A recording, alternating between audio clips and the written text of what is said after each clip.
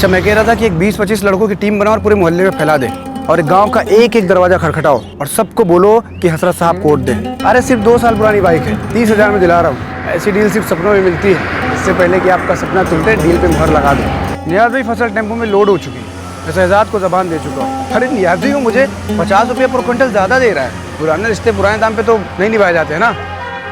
वक्त बदलता है, हर चीज़ के दाम भी बदल जाते हैं।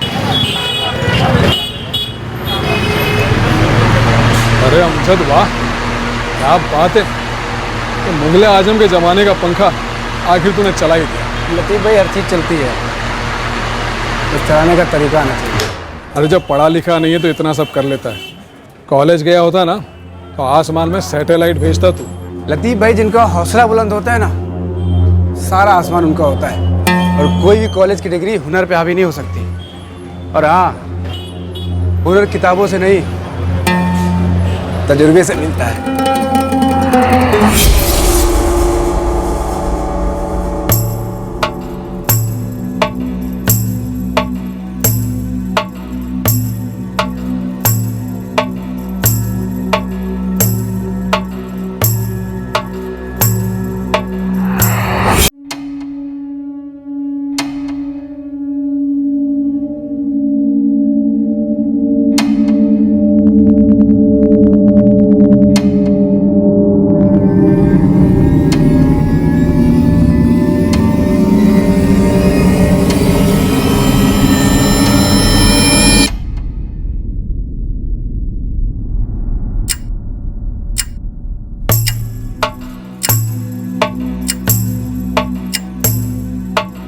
अमजद, आज इतवार को कहाँ जा रहे हो? मीना, घर से बाहर जाने के वक्त टोका मत करो, और वैसे भी 10 बज चुके। हुमेरा, अरे लेट हो रहा है, चले नहीं तो मैं अकेले ही चले जाता हूँ। बस बस 2 मिनट मुख्तार, हो गया बस।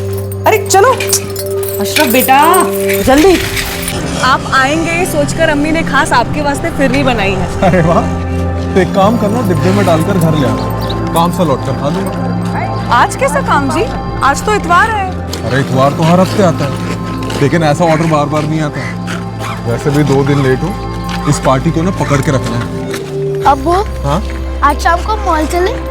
जो होमवर्क करेगा वही मॉल वॉल जाएगा। अरे आज कैसा काम जी? आज तो इतवार है। अरे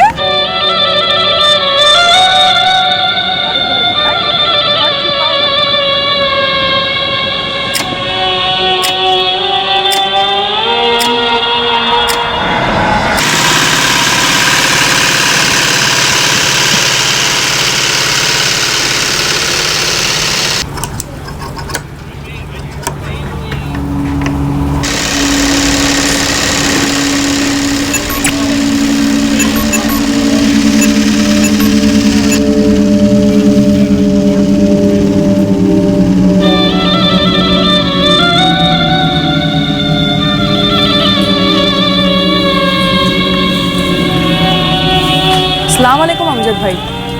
सलाम अमजद। वालेकुम सलाम।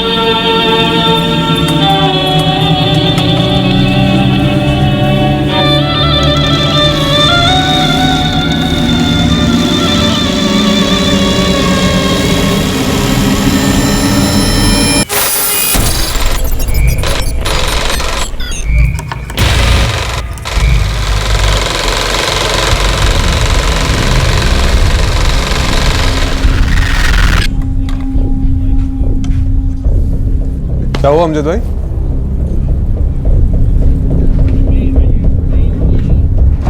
मैं और फ़हीम हम दोनों अपना काम कर रहे थे यहाँ पर। अमजद भाई आए, सीधा सीधा दुकान के अंदर घुसे, यहाँ पे चाकू उठाया, आए और मुख्तार के पेट में घुसेड़ने लगे साहब। पता नहीं। अमजद बेग और मुख्तार सिद्दीकी की पार्टनरशिप है? नहीं साहब, ये पूरी दुकान अमजद भाई की खुद की है। थोड़ा सा जगह उन्होंने मुख्तार को किराए पे दिया था, वो सिलाई का काम करता है। अमजद बेग का फोन स्विच ऑफ है। किस तरफ भागा वो? घर की तरफ? हाँ, शायद घर की तरफ ही भागा था।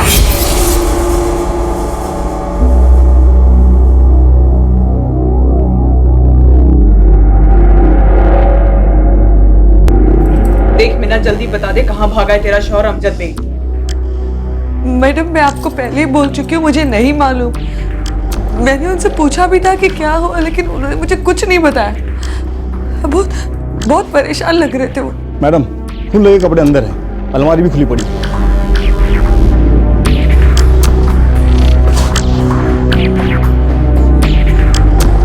मीना, अमजद ने अपने किराएदार मुख्तार सिद्दीकी पे चाकू से वार किया है। अटेम्प्ट टू मर्डर का केस है उस पे, और अगर तूने झूठ बोला, उसे बचाने की कोशिश की ना, तो तू भी जेल जाएगी। फिर अपनी बच्ची का सोच। मैडम वो पागलों की तरह अंदर आए, कपड़े बदले और अपने साथ कुछ ले गए। अमजद कुछ तो बोलो ना। अमजद क्या हुआ है? अमजद मैं कुछ पूछ रही हूँ तुमसे, कुछ तो बोलो मुझे, क्या कर रहे हो तुम? अमजद मैं कुछ पूछ रही हूँ तुमसे। अमजद क्या किया तुमने? कहाँ जा रहे हो तुम? पता नहीं। अमजद मेरी बात तो सुनो अमजद। और कुछ नहीं बताया। अभी मुझे आप लोगों से पता चला कि अमजद ने मुख्तार भाई को चाकू मार दिया। क्या प्रॉब्लम थी उन दोनों के बीच में? मुझे नहीं मालूम मैडम, अमजद ने मुझे कुछ नहीं बताया।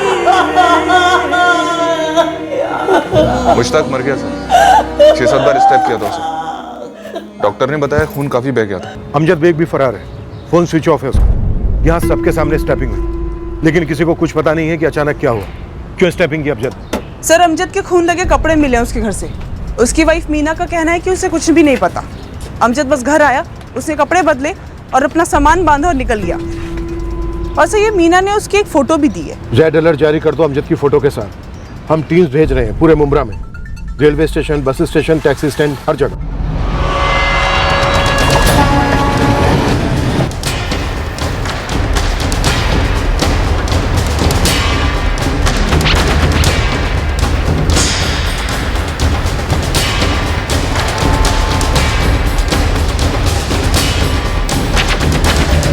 अच्छी खासी अपने बेटे को लेकर अपनी अम्मी के यहाँ जा रही थी मोमिनवाड़ी। फिर मेरे बेटे ने मुझसे जिद किया कि अब्बू की दुकान चलते हैं। मैंने कहा ठीक है। हम वहां पहुंचे दुकान में।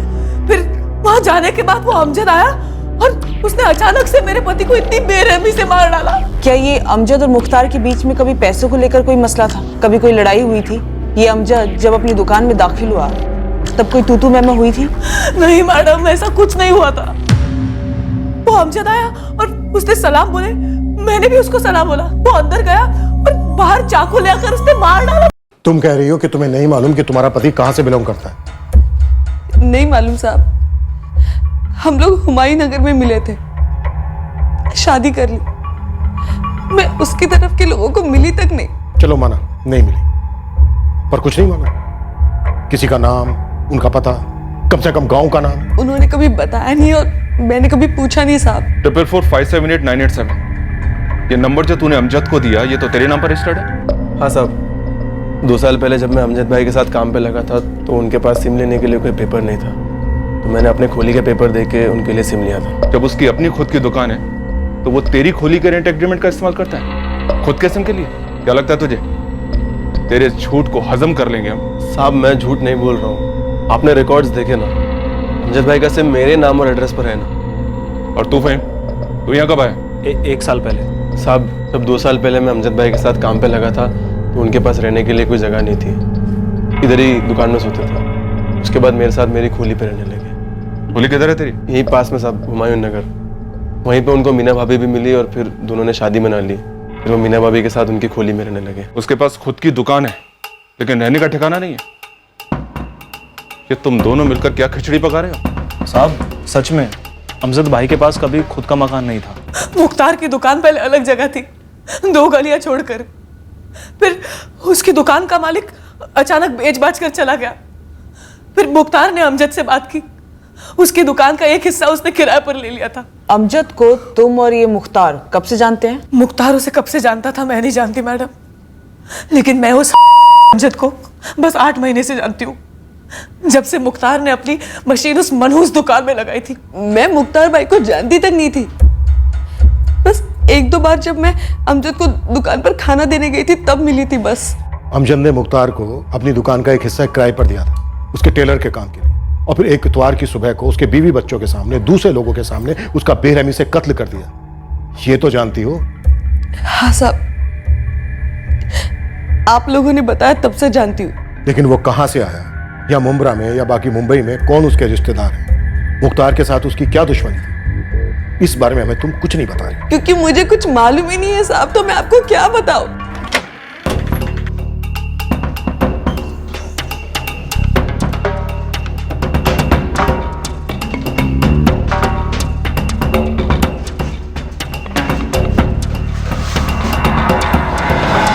अमजद भाई के रिश्तेदार?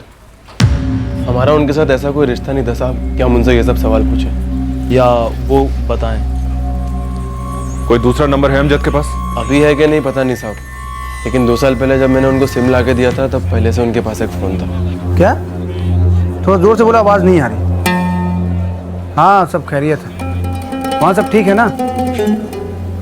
और वो पैसे मिले? वो वाला फोन नंबर नहीं है तेरे पास? नहीं है साहब, हमने कभी मांगा नहीं और उन्होंने हमें कभी दिया भी नहीं, कुछ ऐसी ज़रूरत ही नहीं पड़ी। साहब मुझे तो आज तक इस नंबर के बारे में नहीं पता था, अभी पता चला। साहब इस अमजद बेग के घर से तो कोई डॉक्यूमेंट्स नहीं मिले। दुकान के भी नहीं? नहीं सर। अब तू मुझे एक बात साफ बता, ये दुकान अमजद की ही खरीदी हुई है, उसकी खुद की है? हाँ साहब, ऐसे ही बोला था उन्होंने तो।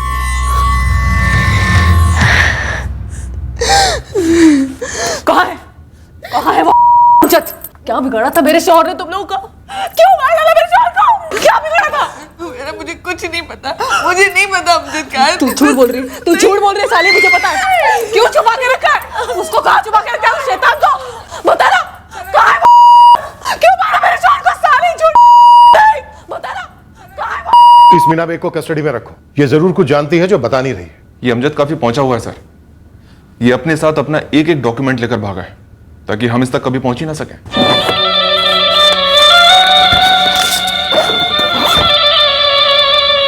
ये अटैक लगता तो है अचानक हुआ है, लेकिन अचानक कुछ नहीं हुआ है।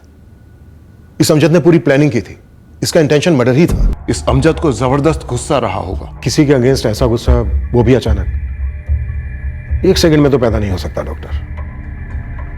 उसे दुकान में घुसते ही ऐसा गुस्सा क्यों आया होगा?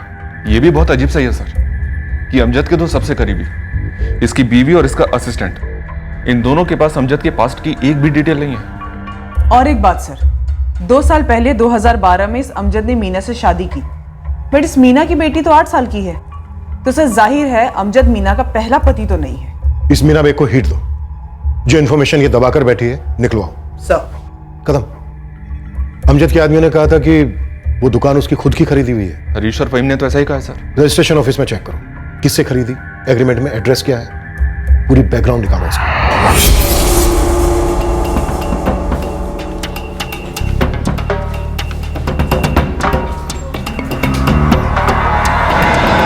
कदम साहब कुछ तो लोचा है यहाँ। वो तो है, अब आप कोई गुड न्यूज दो हमें। और साहब मुझे जो न्यूज मिले उससे मैं खुद हिल गया हूँ। दुकान किसी और के नाम पर है क्या? किसी के नाम पर नहीं है दुकान, पूरा कंस्ट्रक्शन गैर कानूनी है। मैंने सारे कागजात खंगाले और उस दुकान पर भी जाकर आया, उस दुकान का रजिस्ट्रेशन तो हुआ ही नहीं है।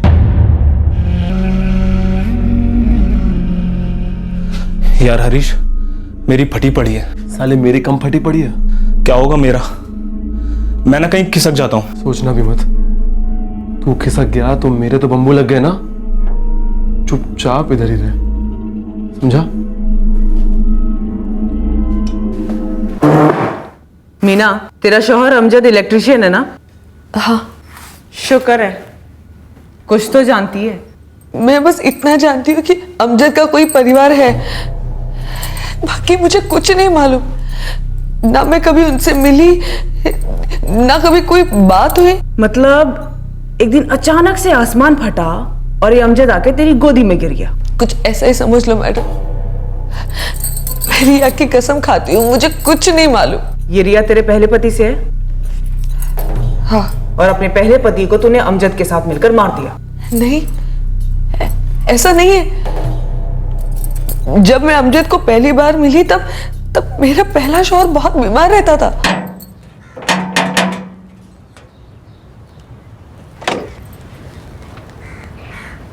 वो चाय बनानी थी तो दूध खत्म हो गया, दुकानें भी सब बंद हैं। लीजिए।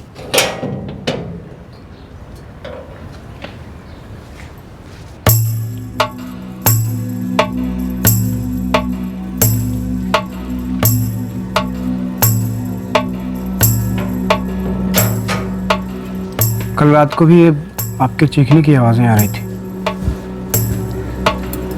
आप इतना कुछ क्यों सहती हैं? ये खा लो बेटा, देखो इसके बाद तुम्हें दूध भी पीना है।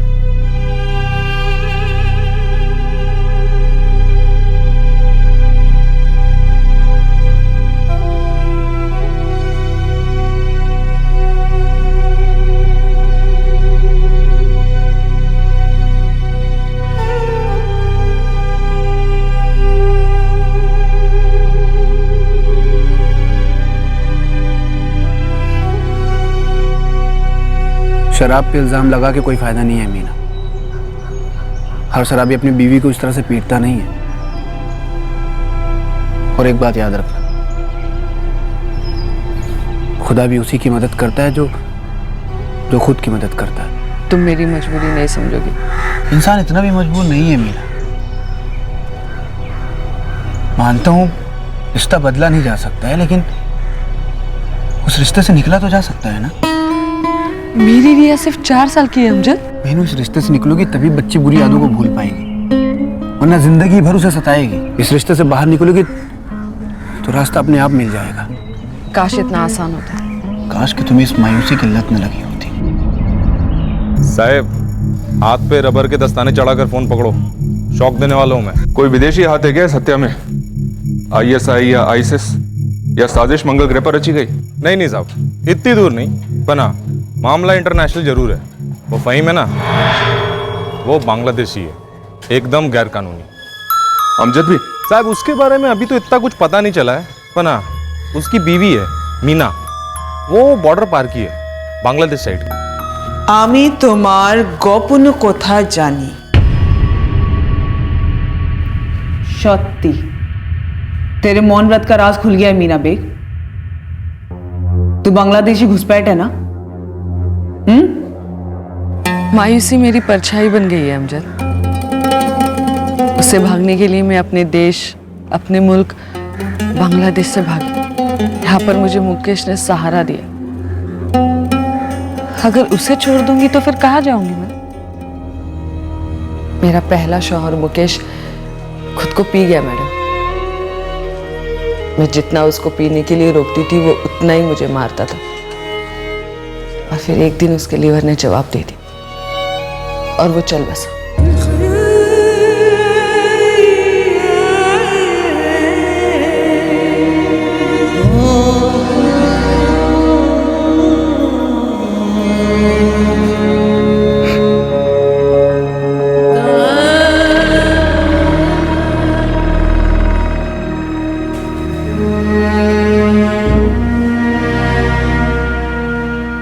अगर मैं तुमसे ये कहूं कि मैं रिया को मेरी अपनी बेटी मानता हूं तो?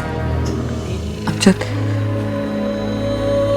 मैं खुद पर तरस खाती हूँ, इसका मतलब ये नहीं कि तुम भी मुझ पर तरस खाओ। तुमने कभी खुद से प्यार किया है? नहीं किया। एक बार करके देखो, जैसे मैं करता हूं प्यार तुमसे।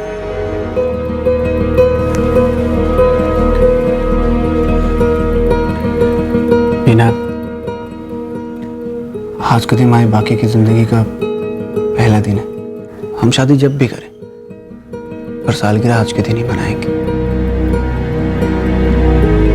ठीक है? मीना, अमजद भी तेरी तरफ बांग्लादेशी है ना? नहीं, मतलब मुझे पता नहीं, मैंने कभी उसे पूछा नहीं। देख मीना, हम जानते हैं कि तू और अमजद मिले हुए हैं और तुम दोनों बांग्लादेशी हो और तुमने मिलकर मुख्तार के मर्डर का प्लान बनाया और सारी दुनिया को ऐसे दिखाया कि सब कुछ अचानक से हुआ है, बल्कि ये प्लान तुमने पहले से ही बना के रखा था। तो फिलहाल ये बता कि मुख्तार से ऐसी भी क्या दुश्मनी थी कि तुम दोनों ने उसे मार दिया? नहीं मैडम, मैंने अपनी बच्ची रिया की कसम खाई और मैं फिर से कसम खाती हूँ, मुझे कुछ नहीं मालूम। मैं सच कह रही हूँ, मुझे कुछ नहीं पता। एक से एक बड़ा झोल है सर। अमजद का पहला नंबर ट्रेस नहीं हो रहा है। उसकी दुकान गैरकानूनी है, उसका असिस्टेंट फहीम गैरकानूनी विदेशी है, बांग्लादेशी, और उसकी पत्नी मीना भी वहीं की है। मीना अमजद को 2 साल पहले मिली, उनकी शादी हुई, लेकिन अमजद की तब दुकान सब सेट थी, तो जाहिर सी बात है अमजद यहाँ मुमरा में उसके पहले से रह रहा होगा। उसकी दुश्मनी भी मुख्तार के साथ तब की होगी या अभी उससे भी पहले की। ये मुख्तार भी बांग्लादेशी हो सकता है सर। और हो सकता है दुश्मनी भी वहीं की हो, पुरानी, कि अमजद वहां से यहाँ मर्डर करने के इरादे से आया हो, इतने साल इंतजार किया हो। कदम, इस मुख्तार की हिस्ट्री निकालो।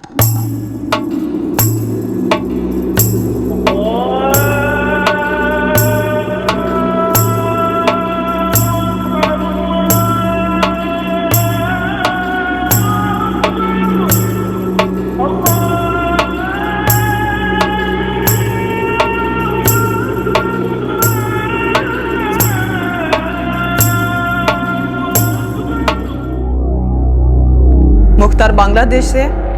मैडम आप पागल हो गए लो क्या? हुमेरा, क्या तुम और मुख्तार, तुम दोनों भी बांग्लादेश से हो?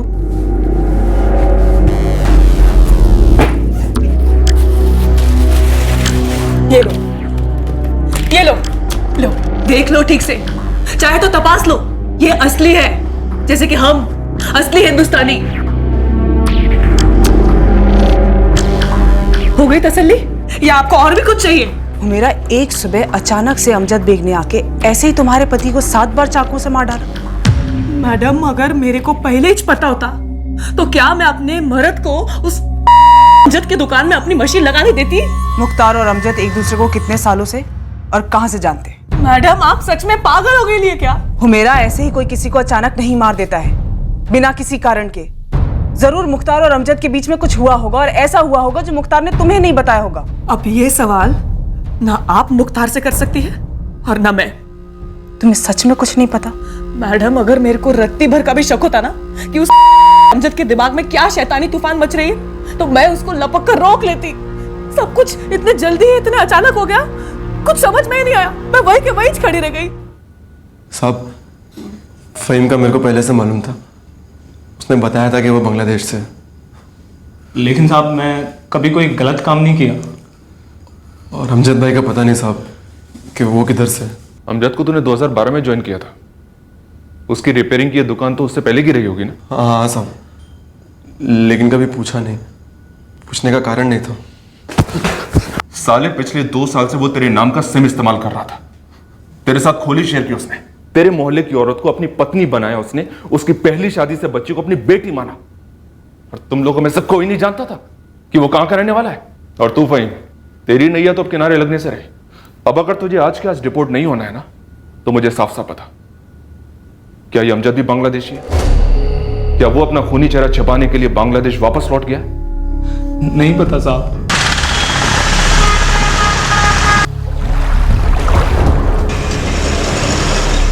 देख भाई याकूब, हमने अपने बांग्लादेशी सर्किट में एक से एक हैंडलर से बात किया है, पर किसी ने भी ये अमजद बेग नाम के किसी को ना तो उस पार से इंडिया लाया है और ना ही हाल ही में यहाँ से उधर ले गया है। अबे नाम में क्या रखा है बे? वो तो कमीज की तरह कोई भी बदल सकता है ना। इसके लिए मैंने तेरे को इस अमजद का फोटो भेजा था। हम भी तुम्हारी खबरी बिरादरी का है। इतना बड़ा केस है, हम फोटो नहीं घुमाएगा। इतना बड़ा केस नहीं, क्राइम ब्रांच का सबसे इंपॉर्टेंट केस है इस वक्त। इसीलिए अपना हाथ पैर आंख कान ना जरा तंदुरुस्ती से चला। और खाली बॉर्डर तक नहीं, ढाका तक। ढाका तक तेरे जितने भी खबरी नेटवर्क है ना, सबको एक्टिवेट कर।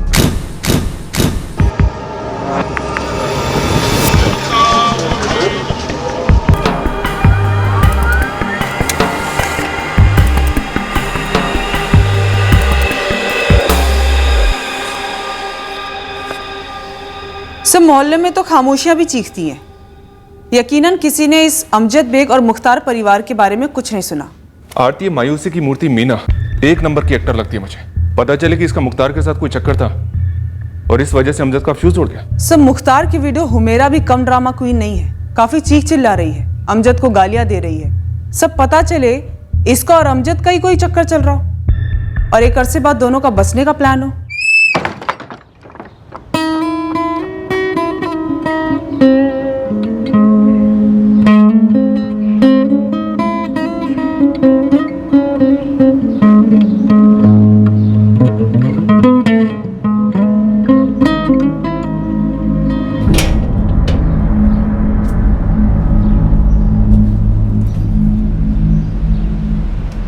कहीं ऐसा तो नहीं कि तुम हसीना पर गुस्सा हो लेकिन इसकी वजह मैं हूं?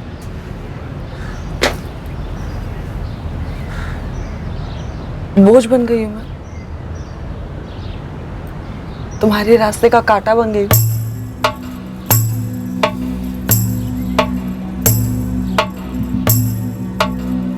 तुम हमें किस्तों में बता रही हो या फिर अपने शौहर को किस्तों में वक्त दे रही हो हमसे दूर जाने का? मैं बहुत हिली हुई थी साहब, अब भी हूँ। ये बात सच में मेरे जहन से निकल गई थी। अब अचानक से याद आई तो मैंने आपको बता दिया, लेकिन पता नहीं इस सब से उसका क्या ताल्लुक हो सकता है। अपनी बच्ची रिया की तुमने 2-2 बार कसम खाई कि तुम्हें कुछ नहीं पता, रिकॉर्ड जैसी बजती रही, पर हमें तुमने एक बार भी नहीं बताया कि अमजद की पहले शादी हुई थी और उसकी पत्नी को तुम जानती हो। रिया की झूठी कसम नहीं खाई थी मैडम, सच में जहन से निकल गया था। और मैंने सिर्फ सुना था कि अमजद पहले से ही शादीशुदा था और उसकी पहली बीवी का नाम हसीना है। हसीना? अमजद, यकीन नहीं हो रहा कि तुम ऐसा कह रहे हो। ऐसा लग रहा है जैसे कोई बुरा सपना हो। हसीना, महर की रकम मैं अदा कर दूंगा, उसकी फिक्र मत करो तुम। लेकिन ये मीना, कौन है ये मीना? उसका तुमसे कोई ताल्लुक नहीं है।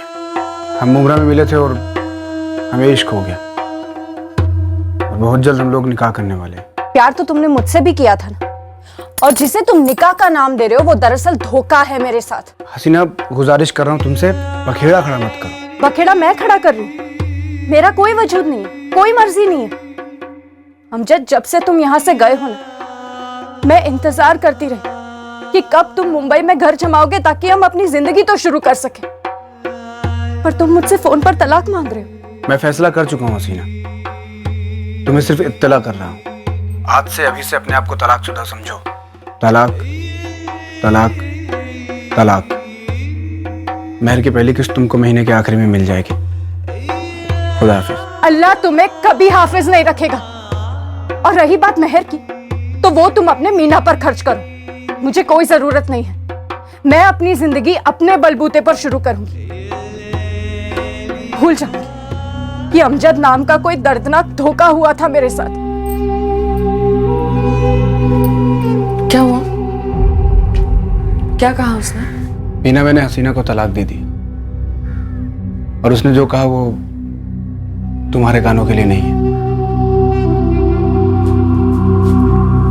अब हमें कोई जुदा नहीं कर सकता। तारीख तय कर लेते हैं और निकाह कर लेते हैं। सर, अमजद के इस नंबर के पिछले 1 साल के सारे नंबर्स एक एक करके खंगाले, लेकिन किसी हसीना का नाम नहीं मिला। ये सच में एक हसीना थी या फिर तुम्हारे दिमाग की उपज है? मीना बेग, बस अब और खेल नहीं हमारे साथ। मीना, हम अच्छे अच्छे हसीना के ना पसीने निकालते हैं जेल के अंदर, और मैंने पहले ही कहा था, आजमा मत हमें। मैडम, मैं सच बोल रही हूँ।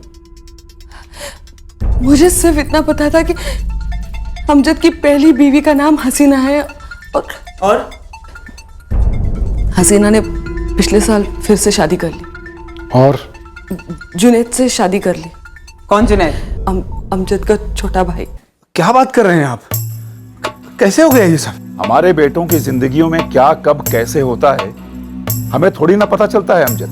अब्बू, ये वक्त मुझे ताना मारने का नहीं है, बताइए मुझे कैसे हुआ ये सब? तुमने अचानक से उसे तलाक दे दिया, वो अपने घर मायके चली गई हमेशा के लिए, और हमारे पास दिखाने के लिए ना ही मुंह रहा और ना ही कहने के लिए कुछ जुबान। आज साहबजादे जुनैद आए और कहने लगे कि अब्बू, हमने हसीना से निकाह कर लिया है। पागल हो गए हो तुम जुनैद? कैसी बातें कर रहा है ये? अब्बू, चिल्लाने से कोई फायदा नहीं। मैं हसीना से निकाह कर चुका हूं, वो अब मेरी बेगम है। अब अगर आप लोगों को एतराज ना हो तो क्या मैं उसे घर ले आ सकता हूं? अरे तुम्हारे बड़े भाई की छोड़ी हुई औरत है वो। तो अब्बू, अमजद भाईजान ने उसे तलाक दे दिया था, मैंने उसका हाथ मांग लिया और उसने हाँ कर दी। और वैसे भी वो अमजद भाईजान की जागीर तो है नहीं ना। मिल गया जवाब, अब तो अलग से घर बसेगा। जुनैद ने बहुत गलत किया अब्बू। बेटा, अब जो कर लिया सो कर लिया, घर छोड़कर चला भी गया है। कहीं ऐसा तो नहीं कि वाकई में तुमने मुझ पर तरस खाकर मुझसे निकाह किया और तुम्हारे दिल में अब भी हसीना है? मेरे दिल में सिर्फ और सिर्फ तुम हो। मुझे फिक्र हो रही है मेरे भाई जुनैद की। पता है तुम्हें, कॉलेज नहीं गया ताकि वो पढ़े, कुछ बने और हमारे माँ बाप का सहारा बने। लेकिन उस हसीना ने मुझसे बदला लेने के लिए मेरे जुनैद पे जादू टोना करवा दिया और उसे अपने वश में कर लिया। उसने बर्बाद कर दिया उसने हम सबको। सच? तुम्हें ऐसा लगता है कि तुम बर्बाद हो गए हो? मतलब मैं तुम्हारी जिंदगी में हूँ, हम एक नई जिंदगी शुरू कर चुके हैं, उसके कोई मायने नहीं है। ये सब 1 साल पहले हुआ? जी। कुछ दिन पहले तक तुम अपनी बच्ची की कस्में खा रही थी कि तुम्हें अमजद के अतीत के बारे में कुछ नहीं मालूम। फिर नाटक से धीरे धीरे पर्दा उठता है, हसीना का किरदार आता है, उसके बाद अमजद के अब्बू की एंट्री होती है और फिर हीरो का छोटा भाई जुनैद। और कितने किरदार आने बाकी हैं? लेखक कौन है इस नाटक का? डायरेक्टर कौन है? मुझे लगता है दोनों, हसीना और जुनैद। मीना मेमसा भी होंगे, क्योंकि अमजद के फोन रिकॉर्ड्स में ना तो किसी हसीना से बात दिखती है और ना ही किसी जुनैद से। साहब, मैं सच बोल रही हूँ। जुनैद हमेशा अपने घर वालों से दूसरे फोन से बात करता था। वही दूसरा फोन ना जिसका नंबर किसी के पास नहीं है। तो मीना मेमसा, इस कहानी की अगली किस्त आप कब देने वाली हो? अगले एपिसोड में क्या देखेंगे हम? मैंने इन लोगों के बारे में सिर्फ अमजद के मुंह से सुना था, जो मैंने आपको बता दिया है। मैं इन लोगों से मिली भी नहीं हूँ। मैंने इन लोगों का सच आपको इसलिए बताया ताकि आप लोग अमजद को ढूंढ सके। ढूंढा उसे जाता है जो खो जाता है, जिसे गुमशुदा कहते हैं। तुम्हारा शौहर मुजरिम है, खूनी है, वो खोया नहीं है, फरार है। मुझे अब भी यकीन नहीं हो रहा है कि अमजद ऐसा कुछ कर सकता। मैं कह रही हूं ना आपसे, जरूर कोई और बात है। कहानी में एक और नया ट्विस्ट। अब क्या ट्विस्ट सोचा है तुमने? अमजद का हमशक्ल? सब ये अमजद वो अमजद नहीं है। फरजाना, राखी, मैडम मैडम मेरी बात तो सुनिए। मैडम मेरी बात तो सुनिए। अमजद को कुछ तो हुआ है। 2 साल पहले निकाह के बाद हम लोग दुनिया के सबसे खुश लोग थे। मेरी बेटी रिया को पहली बार एक सच्चे बाप का प्यार मिला था। अमजद दिन रात मेहनत करता था साहब, कभी ऊंची आवाज में बात तक नहीं की उसने। बस प्यार, ढेर सारा प्यार, कोई बुरी आदत नहीं थी उसमें। लेकिन 6 महीने पहले अचानक से कुछ हो गया। उसका सारा काम बिगड़ने लगा, उसके मिजाज बिगड़ने लगे। मुझे कुछ समझ में ही नहीं आ रहा था। सब हाथ जोड़ती हूं, अमजद को ढूंढ लेंगे। मैं खुद जानना चाहती हूँ कि उसने ऐसा क्यों किया। मैं कह रही हूँ ना आपसे, ये अमजद वो अमजद नहीं है। ये अमजद वो अमजद नहीं है। एक और गोगली है। इस मीना के पीछे टीम तो लगा दी है सर, लेकिन अभी तक कुछ हाथ नहीं लगा है। बस एक उपन्यास सामने आया है जिसमें फैमिली ड्रामा भी है, थ्रिलर भी है और सस्पेंस भी है। मीना ने जो कुछ भी कहा, माना वो झूठ हो सकता है, पर सर उसने ये भी कहा कि इस अमजद का पिछले 6 महीने से काम अच्छा नहीं चल रहा था। पूरा डाउन है साहब। पहले कितना काम आता था, लेकिन पिछले 6 महीने से एकदम ही ठंडा पड़ा है। कोई खास वजह? अमजद भाई खुद एक से एक तगड़ी पार्टी को, पुराने ग्राहकों को काम के लिए मना करने लगे। नए ग्राहकों को तो दुकान पर खड़ा तक नहीं होने देते थे। एक मिनट मोहित भाई रुको।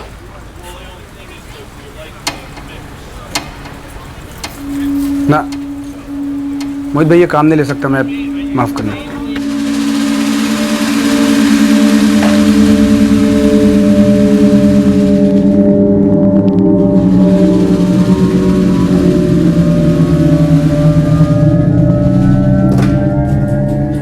भाई ये सीडी प्लेयर चल नहीं रहा, जरा चेक करो।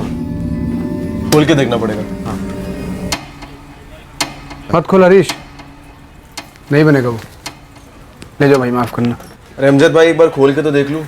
ना बोला ना हरीश भाई, नहीं बनेगा, आप माफ करने ले जाए।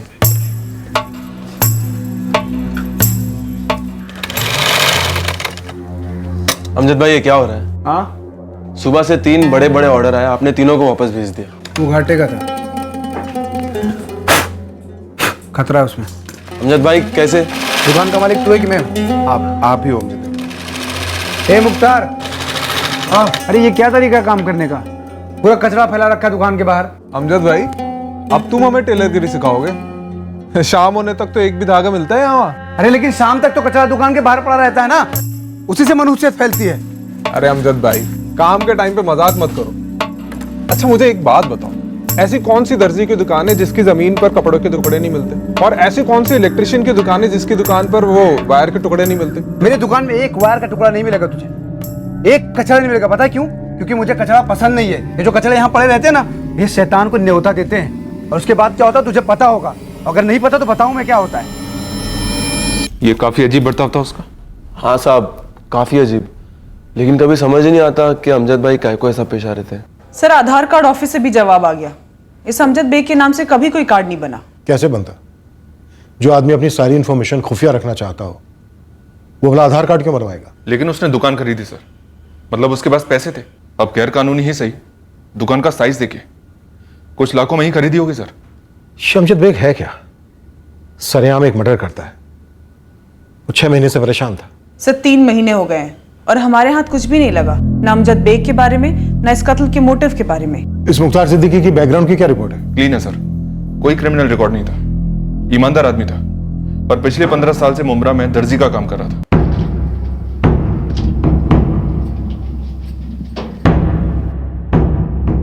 मीना बेग पर हमारी सर्विलेंस काफी समय तक चलती रही।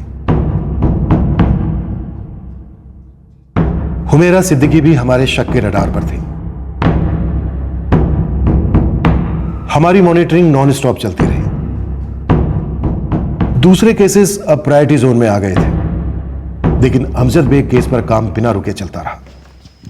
पर वक्त के साथ अमजद बेग का केस धीरे धीरे बैक बर्नर पर चला गया।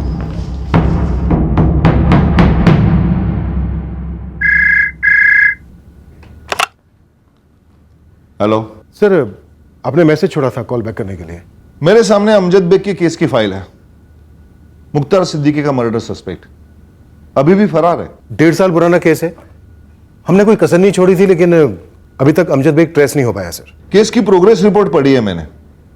बड़ा अजीबोगरीब केस है और किसी मोटिव का अनुमान भी नहीं है। मोटिव इसलिए सामने नहीं आया क्योंकि अमजद बेग सामने नहीं आया। लेकिन जोशी ये केस को ऐसे छोड़ तो नहीं सकते ना। तुम दोबारा इस केस को टेकअप करते हो या मैं किसी नए टीम को दे दूं? नहीं सर, मैं खुद हैंडल करूंगा। इस केस को एक नए केस की तरह ट्रीट करेंगे। पहले के डेड एंड्स हमारे अब के स्टार्टिंग पॉइंट्स नहीं होंगे। डन सर, देखते हैं हमारे पास क्या है। 8 जून 2014 संडे की सुबह ये अमजद अपनी दुकान पर आता है, दुकान के अंदर जाता है, वहां से फल काटने वाला चाकू लेकर बाहर निकलता है और मुख्तार को स्टेप करता है और वहां से भाग जाता है। और सर हमारे सामने है अमजद की दूसरी बीवी मीना बेग, मुख्तार सिद्दीकी की बीवी हुमेरा सिद्दीकी, और अमजद की दुकान पे काम करने वाले 2 लड़के, लोकल हरीश और ये बांग्लादेशी फहीम। फिर भी सर हमारे हाथ में अमजद के बैकग्राउंड के बारे में कुछ भी नहीं है। ये फैक्ट्स हैं हमारे सामने। फिर ऐसी इंफॉर्मेशन भी हैं जिनका प्रूफ नहीं है, और वो ये कि अमजद की एक पहली बीवी थी हसीना बेग, जिसको उसने फोन पर तलाक दिया था, और उसका दूसरा नंबर जिससे वो बात करता था जो ट्रेसेबल नहीं है, और उसी फोन से उसने अपने अब्बू से बात की थी जब उसे यह पता चला था कि उसकी पहली पत्नी हसीना ने उसके छोटे भाई जुनैद से शादी कर ली, जिसको लेकर वो काफी परेशान हुआ था। उस वक्त इन इंफॉर्मेशन को हमने मनगढ़ंत माना था। अब अगर हम इसे सही मानकर चले तो भी वो कहानी रहती है, क्योंकि हमें अमजद के पेरेंट्स, उसके छोटे भाई, उसकी पहली बीवी हसीना के ठिकाने के बारे में कुछ नहीं मालूम। डीसीपी साहब के फोन आने के बाद मैंने इस केस की फाइल को कई बार पढ़ा, और मैंने यही समझा कि मीना के बयान को हमें निगेटिवली नहीं लेना चाहिए था। हाँ, उसने किश्तों में इंफॉर्मेशन दी, पर उस इंफॉर्मेशन के अलावा हमारे पास कुछ और नहीं था, और वो कहीं भागी नहीं, वहीं थी, अब भी वहीं। एक काम करते हैं, इस केस को एक नया केस मानकर चलते हैं, और ये पकड़कर चलते हैं कि मीना ने जो बयान दिया था वो सच था। सर अगर हम उसे सच मान भी लेते हैं तो भी हम अमजद तक पहुंचेंगे कैसे? जैसे हर केस में पहुंचते हैं, एंगल बनाकर, बाल की खाल निकालते हुए। मीना ने बात कही फोन कन्वर्सेशन के बारे में। मीना कहती है कि हसीना मैं तुमको तलाक देता हूँ, महर की रकम मैं अदा कर दूंगा, उसकी फिक्र मत करो तुम। मतलब एलिमनी। अमजद ने हसीना को फोन पर तलाक के साथ एलिमनी देने की बात कही। अमजद ने एलिमनी की पहली किस्त महीने की आखिर तारीख तक देने की बात की थी। महर की पहली किस्त तुमको महीने के आखिरी में मिल जाएगी। इसका मतलब सर वो पैसे ट्रांसफर करने वाला था किसी भी तरह। करेक्ट। लेकिन सर उस वक्त मैंने मुमरा के तकरीबन हर बैंक में क्रॉस चेक किया था, उसका किसी भी बैंक में कोई अकाउंट नहीं मिला। पैसे कैश भी तो ट्रांसफर होते हैं ना। मतलब सर वो पैसे ट्रांसफर करने वाला था किसी भी तरह। राइट। अब अंधेरे में फायर करते हैं और खगालते हैं कि इस अमजद ने किसको और किस तरीके से पैसे ट्रांसफर किए। रिकॉर्ड क्यों नहीं होगा? पोस्टल डिपार्टमेंट है हमारा, यहां हर चीज का रिकॉर्ड रखा जाता है। अब 4-5 साल पहले भेजा गया मनी ऑर्डर काफी भारी फाइलों के बीच होगा कहीं, पर होगा जरूर। आप थोड़ा सा समय दो, अगर है तो मिलेगा जरूर।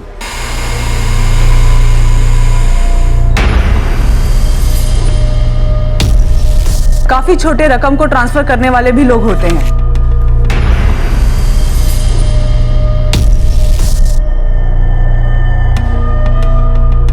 कदम, आरती, कॉन्ग्रेचुलेशन।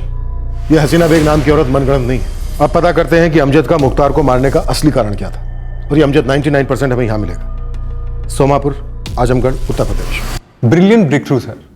पूरे 1.5 साल के बाद एक कैरेक्टर जो काल्पनिक माना जा रहा था, हसीना बेग, वो रियल साबित हुई। इससे और भी कैरेक्टर्स रियल साबित हुए होंगे। एक एक्चुअल एड्रेस भी था। पर अजीब बात यह भी है कि मीना के हिसाब से अमजद एक जिम्मेदार प्यार करने वाला पति और बाप था, और 1.5 साल से गायब। उसने मीना को कांटेक्ट नहीं किया।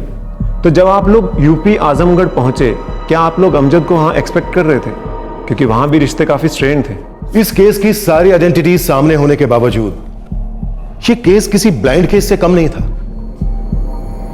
पर अब हमारे हाथ एक तगड़ी लीड लगी। हम पहुंचे यूपी आजमगढ़।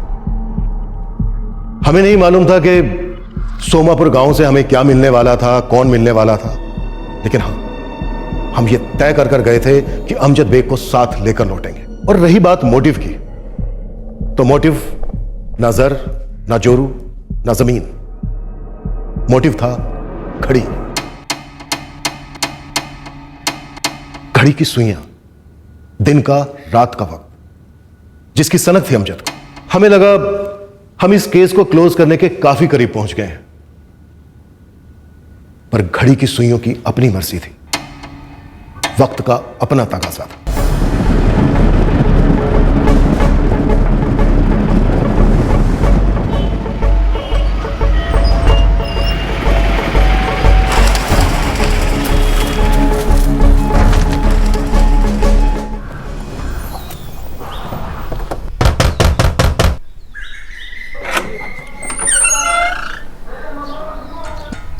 हमें नहीं पता अमजद कहाँ है। उससे बात किए हुए एक अरसा हो गया है। अमजद ने आखिरी बार फोन कब किया था? तारीख तो याद नहीं है, पर 1.5 साल से ऊपर हो गया होगा। हम अमजद को 1.5 साल पुराने मर्डर केस में ढूंढ रहे हैं।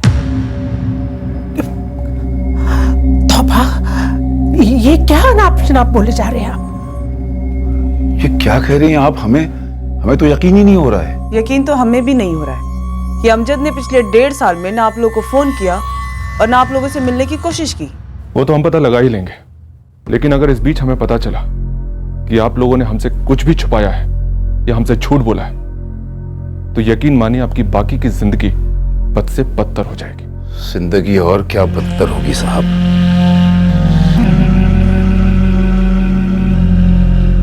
वैसे भी हमने आपसे कह दिया ना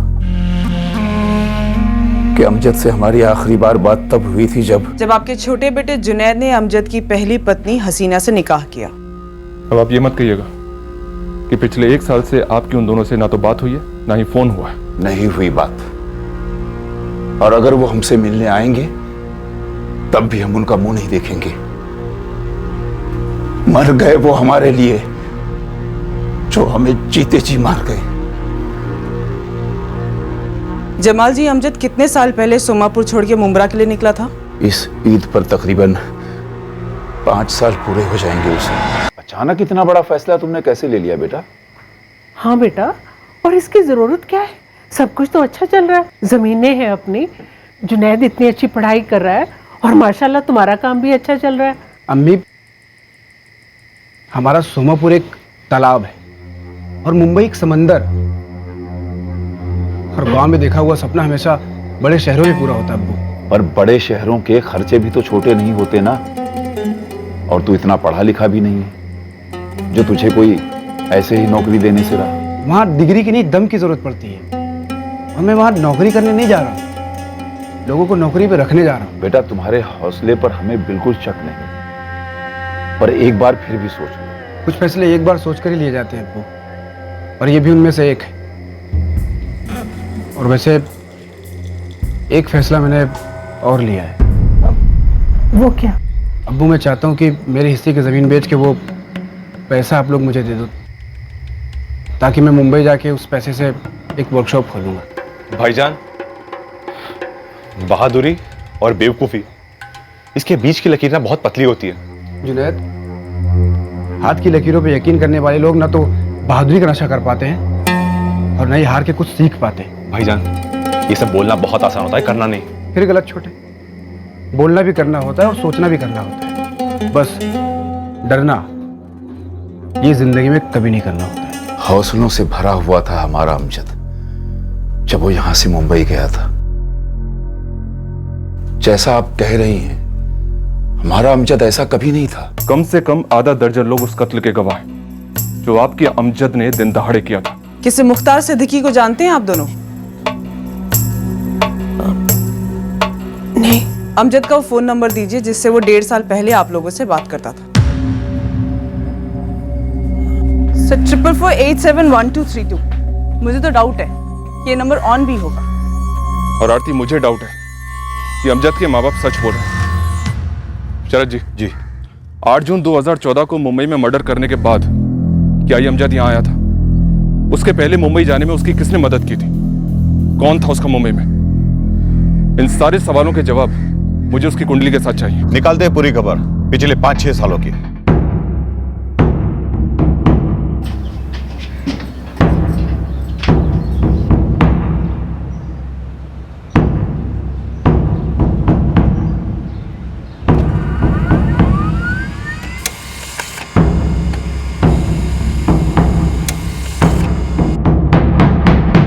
मीना के रिकॉर्ड्स में भी ऐसा कोई सस्पिशियस नंबर नहीं मिला है जिससे लगे कि मीना अमजद के साथ टेलीफोनिक टच में है। सर, यहाँ लोकल पुलिस ने खबरी नेटवर्क एक्टिव कर दिया है।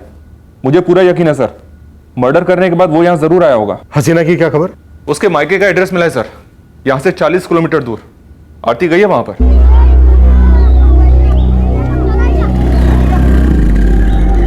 जी, अमजद का हसीना से क्या वास्ता? उनका तलाक होके तो अरसा हो गया। और आप इतनी दूर से हसीना को ढूंढने क्यों आए? मुंबई में एक दर्जी काम करता था, मुख्तार सिद्दीकी। क्या आप लोग जानते थे उसे? जी नहीं, मुंबई या फिर मुंब्रा के आसपास हमारा जान पहचान का कोई है ही नहीं। क्या हुआ इस आदमी को? अमजद ने उसका कत्ल कर दिया है। या अल्लाह। और 1.5 साल से फरार है। तो जाइए, अमजद को ढूंढिए। हमारी बच्ची हसीना को क्यों पूछ रही हैं? देखिए, जो हमें पूछना है वो हसीना से खुद पूछ लेंगे। आप हमें ये बताइए कि जुनैद और हसीना कहाँ रहते हैं? फोन नंबर दीजिए उसका। वो दोनों जोधपुर रहते हैं।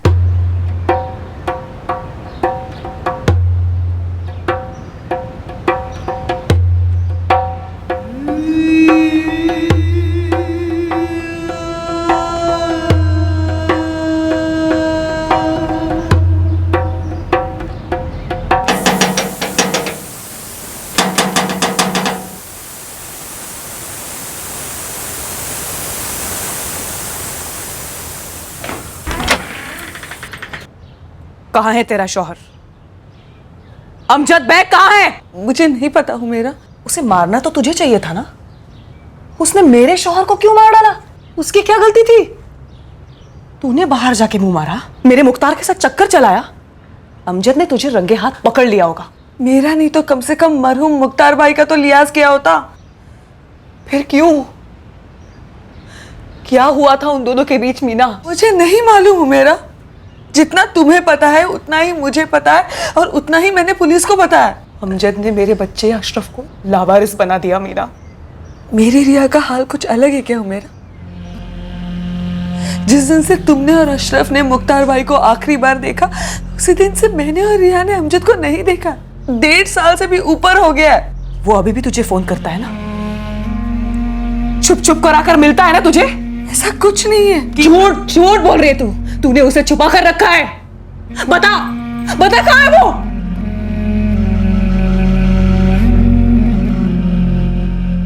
सर 4448711232 ये जो नंबर है ये अमजद बेग के नाम पे हमारे कंपनी से खरीदा तो गया था, पर 2014 से ये नंबर ऑपरेशनल नहीं है। 8 जून 2014 से बंद होगा। जी बिल्कुल सही सर। वैसे तो हमारे यहाँ पे 1 साल के ऊपर का नंबर्स का डेटा स्टोर नहीं करते हैं, और ये तो 1.5 साल से डीएक्टिवेटेड है। अगर आपकी कंपनी चाहे तो 1.5 साल तो क्या, पिछले 5 साल का डेटा रिट्रीव कर सकती है। आप हमें प्लीज अमजद के 1.5 साल की डिटेल्स दीजिए।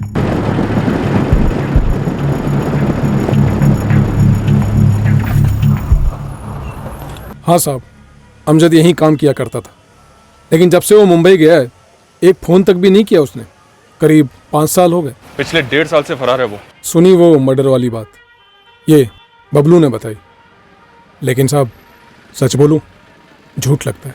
नहीं मतलब ठीक है, पर अमजद खून करेगा नहीं साहब, दावे के साथ कह सकता हूँ। लेकिन मर्डर तो हुआ है लतीफ़, इसलिए तेरा ये दावा झूठा साबित होता है। जब तक अमजद सोमापुर में था, बंदे उसकी शिद्दत और ईमानदारी की मिसाल देते थे। पूरा बचपन देखा है साहब, और जवानी भी। कभी उसके मुंह से कोई गलत बात तक नहीं निकली। अमजद का जो ये कैरेक्टर सर्टिफिकेट हमें हर किसी से मिल रहा है ना, ये उस राज को और गहरा करता है जिसमें वो लिपटा है।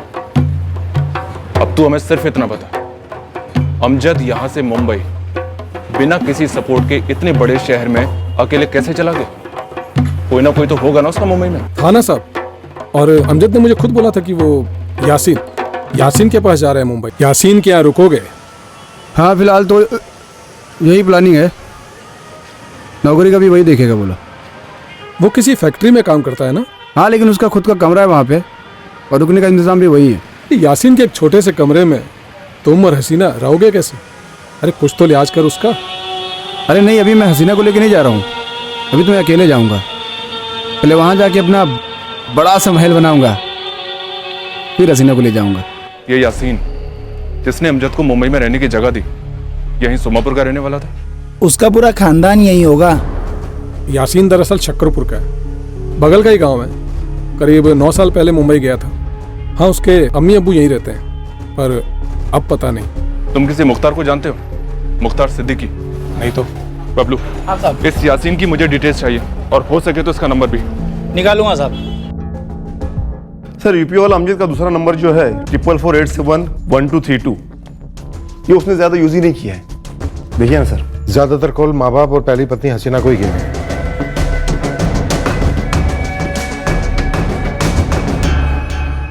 मतलब तुम दोनों की पिछले 1.5 साल से अमजद से बात नहीं हुई? नहीं। फोन पे भी बात नहीं हुई? जब रिश्ता ही नहीं रहा तो बात करने से क्या फायदा?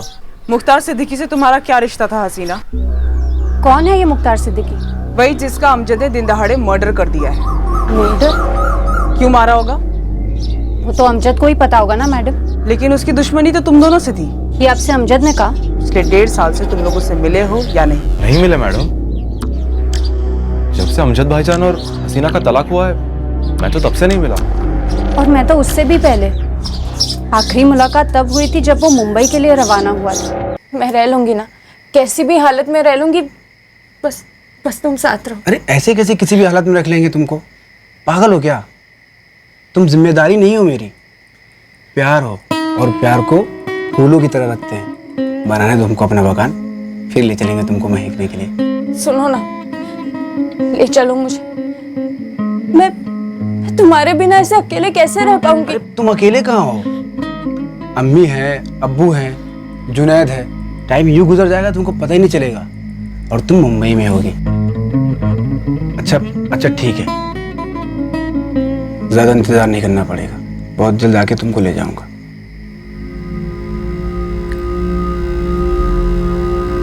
मैं इंतजार करती रही कि वो आएगा और मुझे मुंबई ले जाएगा। महीने के महीने पैसे जरूर भेजता था, पर कभी लेने नहीं आया।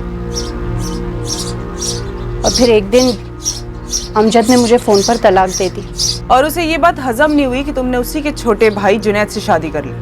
मैडम, तलाक अमजद ने दिया, उस मीना से निकाह उसने किया, और बुरे हम दोनों हो गए, जिसका इस सब से कोई ताल्लुक नहीं है।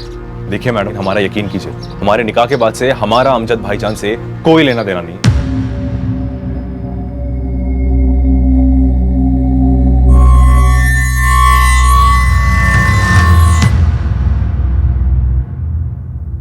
शायद अमजद बेग पकड़े जाने के लिए जिंदा ही नहीं था। उस वक्त ये ख्याल हमें भी आया था। ये अपने आप में बहुत अनोखा केस था, जहां जुर्म का मोटिव एक्यूज के अलावा और कोई बता ही नहीं पा रहा था और एक्यूज का कोई नामो निशान ही नहीं मिल रहा था। बिल्कुल, इसी वजह से हम इस केस को यहाँ क्लास में डिस्कस कर रहे हैं। पर आपने एक कनेक्शन मेंशन किया था सर, कुछ अजीब सा था, घड़ी के साथ, टाइम को लेकर। ये एक्यूज के कैरेक्टर की एक डिटेल थी जिसका डायरेक्टली कत्ल से कोई कनेक्शन नहीं था। अब इसे आदत कहो, सनक कहो या जिद, अमजद में पैदा हुई थी, जो हमें इन्वेस्टिगेशन के दौरान पता चलने वाली थी। किससे पता चली? कोई करीबी होना चाहिए।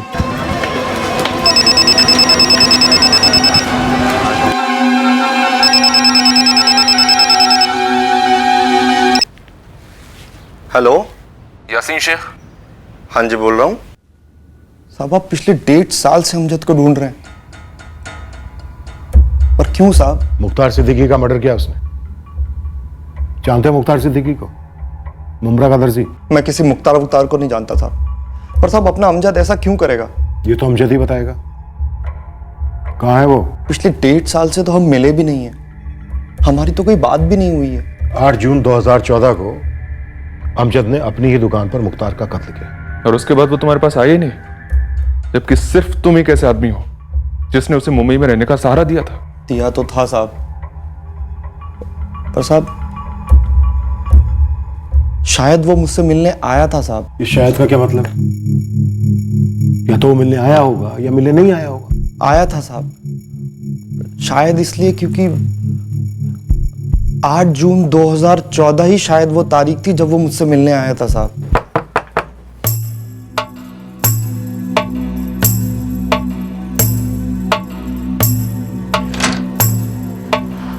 अरे अमजद भाई साहब, आप आइए आइए, अंदर आइए। अस्सलाम वालेकुम। कमाल हो अमजद मियाँ, कमाल हो यार। पूरे 2 साल के बाद अपना चेहरा दिखा रहे हो, और वो भी इस तरह अचानक। तुम तो वाकई के हित के चांद हो गए भाई। अरे नहीं यासीन, वो वक्त गुजरता रहा, काम जमाने में बहुत ज्यादा मसरूफ हो गया था। अरे हसीना को लेकर आइए कभी खाने पर। वो यहाँ नहीं है, गांव में है। ऐसा क्यों भाई साहब? इतने टाइम से आप अकेले रह रहे हैं? सुनने में आया था तुम्हारा दुकान धंधा सब कुछ जम चुका है, तो फिर हसीना अभी भी गांव में क्या कर रही है? कुछ नहीं, वो ऐसे ही। अमजद यार कुछ तो मसला है, तुम इतने उखड़े उखड़े क्यों लग रहे हो? कहाँ? नहीं तो बस ऐसे ही।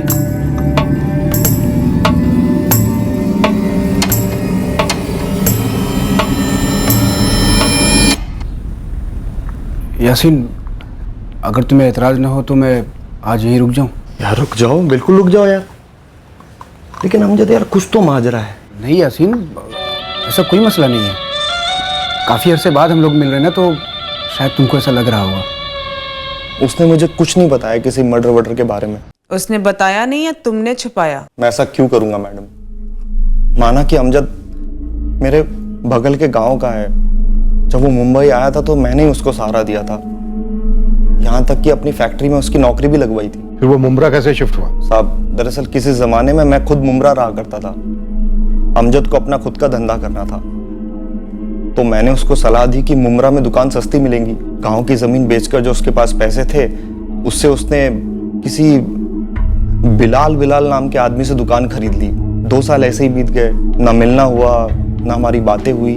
यासीन, ये अमजद एक वांटेड क्रिमिनल है।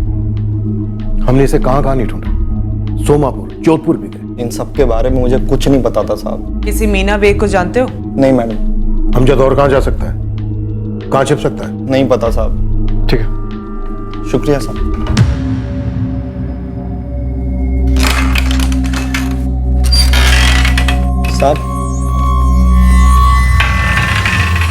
साहब एक बात थी जो आपको पता होनी चाहिए। बोलो। थोड़ी अजीब है। यासीन, मैं आज और रुक सकता हूँ क्या? अमजद यार तेरा ही अपना घर है, तुझे जब तक रुकना है तब तक रुक। मैं कल तो चला ही जाऊंगा, बस आज के दिन ही। अमजद कोई परेशानी है क्या? नहीं, ऐसे ही बस। और वो अगले दिन निकल गया। 8 जून की दोपहर को वो आया और 10 जून की सुबह निकल गया। जी।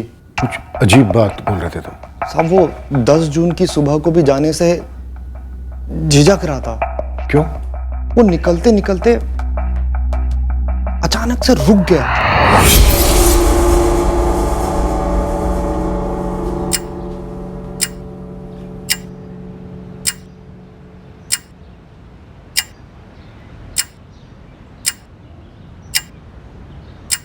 ये आपकी घड़ी सही है क्या? नहीं, मेरी घड़ी में 10 बजे और इसमें 10:05। अभी देखो 10:06 हो गई। होगी 5-6 मिनट आगे। मैं एक 5 मिनट रुक के चलूं?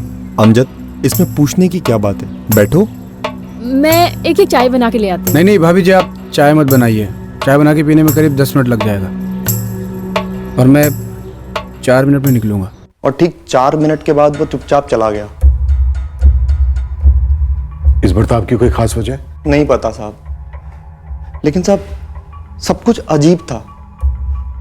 उसका अचानक से 2 साल बाद मेरे घर में आ जाना, वो भी बिना फोन किए। उसकी बातें, उसकी चुप्पी, उसकी हरकतें सब अजीब थी साहब। लेकिन साहब मुझे अभी भी यकीन नहीं होता है कि अमजद मेरे घर खून करने के तुरंत बाद आया था। इसमें कोई दो राय नहीं है कि अमजद ने मर्डर किया। अगर तुम उसके सच्चे दोस्त हो, एक सच्चे इंसान हो, तो उसे पकड़वाने में हमारी मदद करो। जरूर करूंगा साहब।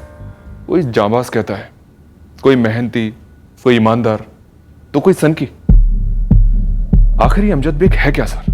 कत्ल से 6 महीने पहले के अमजद के बारे में हमने जिन जिन से बातें की, मीना, हरीश, फहीम और अब ये यासीन, और जब भी हम आपस में बात करते हैं सबके मुंह से बस यही 2 शब्द निकलते हैं, अजीब और अचानक।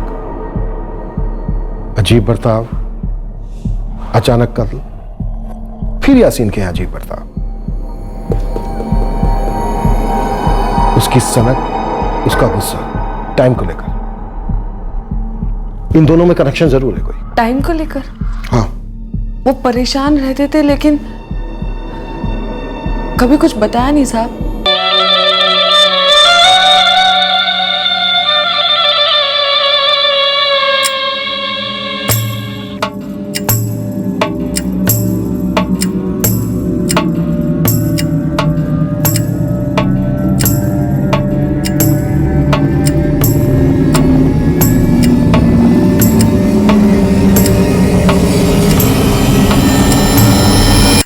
बार बार टाइम को देखते तो थे वो, बहुत परेशान रहते थे। उनका काम खराब होने लगा था। अक्सर पूरा पूरा दिन वो एक लफ्ज भी नहीं कहते थे। रात रात में उठकर ही खिड़की के पास बैठ जाते थे।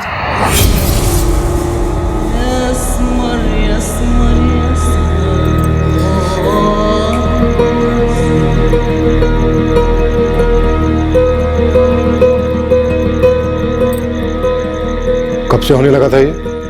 पता नहीं साहब। मीना, अमजद की दुकान पे काम करने वाले दोनों लड़के हरीश और फहीम, ये 2 बताते हैं कि अमजद खुद से अपने काम को मना करने लगा था। मुझे इसके बारे में कुछ नहीं पता। कोई बीमारी वगैरह, कोई इलाज चल रहा था क्या उसका? नहीं, मतलब उन्होंने मुझे कभी कुछ बताया नहीं साहब। जब अमजद को यह पता चला था कि उसकी पहली पत्नी हसीना ने उसके छोटे भाई जुनैद से शादी कर ली है, तब उसे सदमा लगा था। कुछ अजीब सी हरकत करने लगा था।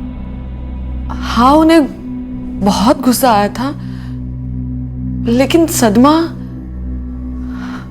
मैं नहीं कह सकती साहब। दुख तो सिर्फ इस बात का है कि मैं अमजद भाईजान को यह बात समझा ही नहीं पाया कि मुझे तुमसे प्यार तुम दोनों के तलाक के बाद हुआ, उसके पहले नहीं। क्या फर्क पड़ता है जुनैद?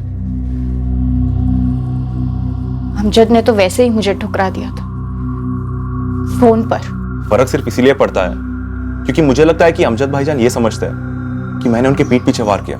जुनैद सही बता, मैं यहाँ मुंबई में खून पसीना एक कर रहा था, तू वहां मेरी बीवी के साथ, अपनी भाभी के साथ क्या कर रहा था? नहीं अमजद भाई, ये तो इस दुनिया का सबसे बड़ा झूठ है। अब दोनों का तलाक हुआ, उसके बाद मैंने उसकी तरफ एक औरत के नजरिए से देखा और तब जाके मुझे उससे इश्क हुआ। जुनैद, तू कॉलेज पढ़ा होगा, लेकिन बाकी लोग भी अंधे बहरे नहीं है। मुझे मालूम है उसके पहले से तुझ पे नजर थी और मेरी गैर मौजूदगी में तू भी उससे नजर मिलाता था। आपकी नजर इतनी गंदी और घटिया हो सकती है कि मैंने कभी नहीं सोचा था। खैर, आपको क्या फर्क पड़ता है कि हसीना ने किससे निकाह किया और क्यों किया? आपने सबसे पहले उससे शादी तोड़ी, उसे छोड़ दिया, उसे ठुकरा दिया, उसके बाद किसी और लड़की से निकाह किया, तो फिर आपको क्या हक बनता है ये सब सवाल पूछने का? मेरे भाई, मैं हक हसीना पे नहीं, अपने भाई पे जता रहा हूँ। हसीना ने तुमसे शादी करके तुमको फंसाया है मुझे जलाने के लिए, और तुमने उससे शादी करके बहुत बड़ी बेवकूफ़ी की। हाँ, की मैंने बेवकूफ़ी, लेकिन आपने उसे ठुकरा कर उसके साथ बेवफाई की थी। अब आप ही बताइए, गुनाह क्या होता है, बेवकूफ़ी या फिर बेवफाई? अबे अम्मी अब्बू की इज्जत उछालना, उनका पढ़ा लिखा सहारा बनने के बजाय उनसे अलग हो जाना, ये बेवकूफ़ी है कि गुनाह है? अमजद ने मुझे छोड़ा, तुमने मेरे लिए अपने अम्मी अब्बू को छोड़ा, हम दोनों ने अपना गांव छोड़ा। ये सारी बातें अब पीछे छूट चुकी है, हमें आगे देखना चाहिए। क्या अमजद भाईजान ने हमारी वजह से कत्ल किया होगा? जुनैद, उसने जो किया वो उसका भुगतेगा, और उसे भुगतना भी चाहिए। हमें उससे क्या लेना देना। शबाना,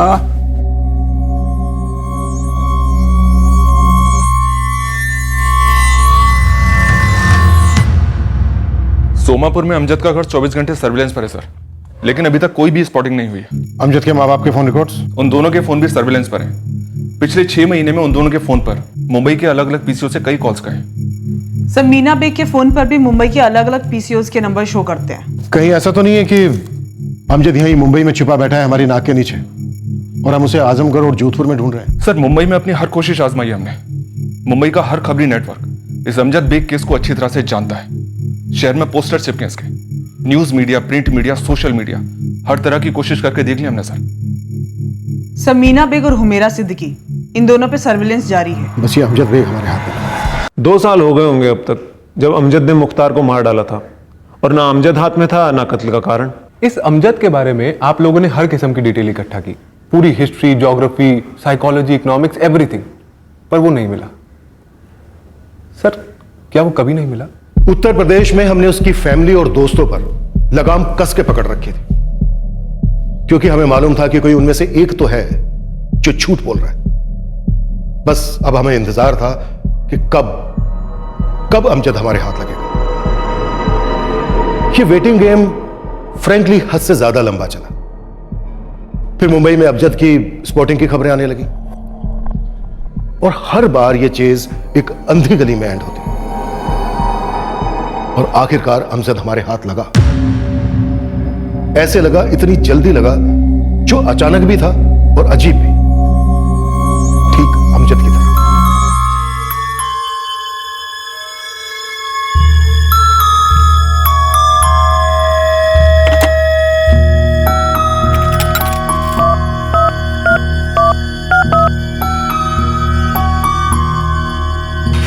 सर, मलाड ईस्ट का कोई पीसीओ था? मलाड ईस्ट? मलाड ईस्ट में वो कहाँ हो सकता है? कौन है वहां? पता नहीं साहब, उसने कुछ बताया नहीं, बस इतना कहा कि वो थक गया है। हेलो यासीन। अमजद? यासीन, मैं थक गया हूँ यार। तू है कहाँ अमजद? यासीन, मेरी मदद करो भाई, मुझे मालूम है कि पुलिस मुझे ढूंढ रही है, और तुम्हें भी पता होगा कि मैंने कितना बड़ा गुनाह किया है। ऐसा क्यों किया अमजद तुमने? यासीन, पुलिस मेरी खाल उधेड़ देगी ना। पुलिस तुम्हें पिछले 2 सालों से ढूंढ रही है। तुम सरेंडर कर दो, वो लोग तुम्हें छुएंगे भी नहीं। सर, हमने मलाड ईस्ट के उस पीसीओ के आसपास अपने आदमी लगा दिए। अगर बाई चांस अमजद वहां लौटा तो मलाड ईस्ट की खबरों को भी एक्टिव कर दिया है। यासीन, देखो, उसने तुमसे कांटेक्ट किया है, मतलब भरोसा करता है तुम पर। वो तुमसे दोबारा भी कांटेक्ट करेगा, ओके? जी साहब। और साहब, इस बार मैं उसका पता लगा कर रहूंगा। अभी तुम जा सकते हो।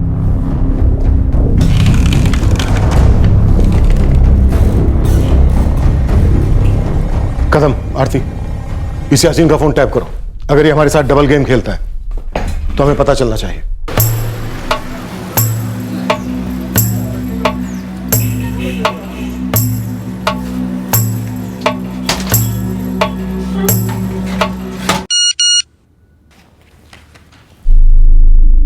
आरती, मुंबई के ही किसी पीसीओ से कॉल है, यासीन के सेल पर बज रहा है। इस पीसीओ का लोकेशन पता करो। देख अमजद, पुलिस अब मेरे पीछे पड़ गई है। वो अच्छी तरह से जानती है कि तुम मेरे दोस्त हो। वो चाहती है कि तुम सरेंडर कर दो। यासीन, मेरी वजह से पुलिस को बहुत भागदौड़ करनी पड़ी है। सरेंडर करते बहुत मारेंगे मुझे मार नहीं खाना है यासीन। तुम सरेंडर कर दोगे, पुलिस तुम्हें छुएगी भी नहीं। अच्छा, मैंने सुना है कि वो गिरफ्तारी से बचने के लिए कोई जमानत ली जाती है सरेंडर करने से पहले। वो मुझे दिलवा दो ना, मैं सरेंडर कर दूंगा। अमजद, मैं एक मामूली सा फैक्ट्री वर्कर हूँ, मैं कहाँ है ये सब। तुम नहीं यासीन, तुम किसी वकील से बात करो और उसको बोलो कि मेरा एक दोस्त है जिसे जमानत चाहिए जो गिरफ्तारी से पहले ली जाती है। उसे कुछ एंटीसिपेटरी बेल बोलते हैं, वो मुमकिन है क्या? एंटीसिपेटरी बेल चाहिए उसे हमारे डंडे से बचने के लिए। ये उतना भी अजीब और अचानक नहीं है, काफी शातिर बुद्धि है इस अमजद की। सर, इस बार मीरा रोड के किसी पीसीओ से फोन किया उसने। ये अमजद पीसी रिपीट नहीं करता है। सलाम सलाम। यासीन, ये तुम्हारा दोस्त अमजद कैसा आदमी है? साहब, मैं तो खुद थोड़ा हिल गया हूँ साहब। ये एंटीसिपेटरी बेल। हाँ साहब। साहब, ये कुछ होती है क्या? होती है, वो हम उसे दिलाएंगे। क्या साहब? एंटीसिपेटरी बेल दिलाएंगे। जो गेम ये हमारे साथ खेल रहा है वही गेम हम इसके साथ खेलते हैं, लेकिन हमें ये किसी भी हालत में हमारी कस्टडी में चाहिए। यार अमजद, यकीन कर मेरा, जमानत के कागज सारे रेडी किए हुए हैं, एक अच्छा वकील भी किया हुआ है। तुम्हें सरेंडर नहीं करना पड़ेगा। पहले तुम मुझे और एक वकील को बाहर मिलोगे, वहां से हम कोर्ट जाएंगे जहां पर तुम्हारी जमानत होगी। ये सब तुम्हें उस वकील ने बोला है मुझे बोलने के लिए कि तुम पुलिस वालों के साथ मिले हुए हो? सही है। पहले मुझसे मदद मांगते हो, फिर मेरे इरादों पर शक करते हो। नहीं यासीन, ऐसी कोई बात नहीं है। सर, इस बार नाला सुपारा से फोन था, पूरे शहर भर से फोन कर रहा है ये। अमजद, इसके अलावा तुम्हारे पास और कोई चारा नहीं है। सरेंडर कर दो, इससे तुम्हारी जिंदगी तो बचेगी, साथ में मेरी जिंदगी भी आसान हो जाएगी, जो इस वक्त मुश्किल में है तुम्हारी वजह से। अमजद, फोन पे हो? परसों मिलूंगा 2 बजे। कहाँ? Thane railway station, platform number 1। Sir, team के पहुंचने से पहले ही अमजद भाग गया। लगता नहीं कि फिर से वो उस पीसीओ पे मिलेगा। उसने परसों थाने स्टेशन आने के लिए कहा है सर, और इस वक्त हमारे पास उसकी बात पर भरोसा करने के अलावा और कोई चारा है भी नहीं। भरोसा करते हैं उस पर, और इस यासीन पर भी नजर रखते हैं।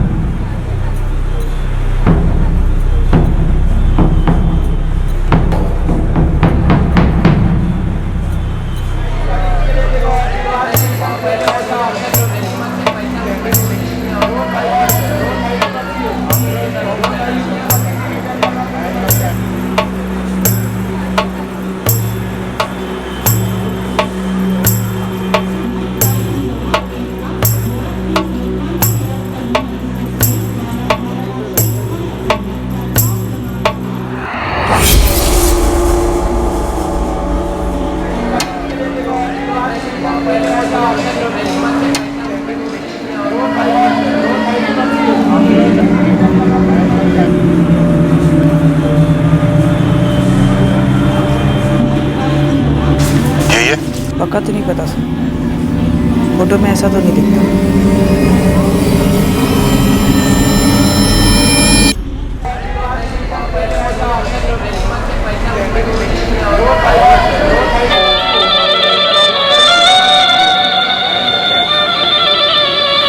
अमजद,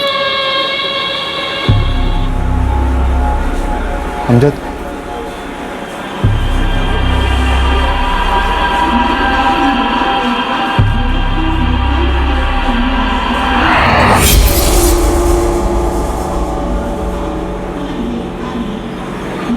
2 साल से बहुत घुमा दिया तूने अमजद बेग।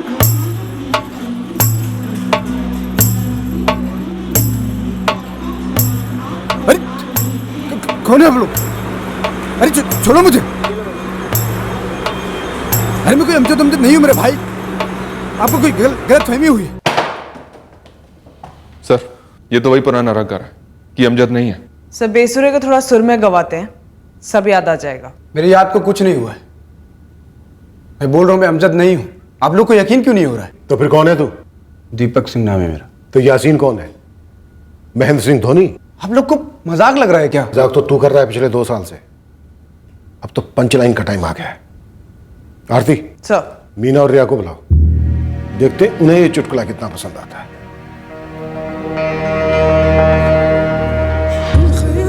रुको।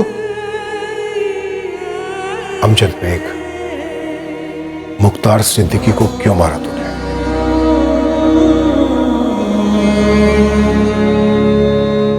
शैतान का साया था तेरे बेटे पर। बाबा मेरा एक ही बेटा था, बड़ी मन्नत था उसको मांगा था, उसकी भी मौत हो गई बाबा, सब कुछ खत्म हो गया बाबा। मालूम है बेटा, ये सब तेरे अपनों को किया कराया था बेटा। मैं क्या करूं बाबा, कोई तो उपाय होगा बाबा। अल्लाह उनको सबक देगा। क्या?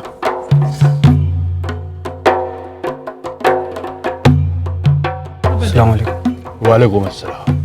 बाबा, आपने उस आदमी से कहा कि उसके बच्चे की रूह किसी ने कब्जे में कर लिया था, इसलिए उसका इंतकाल हुआ।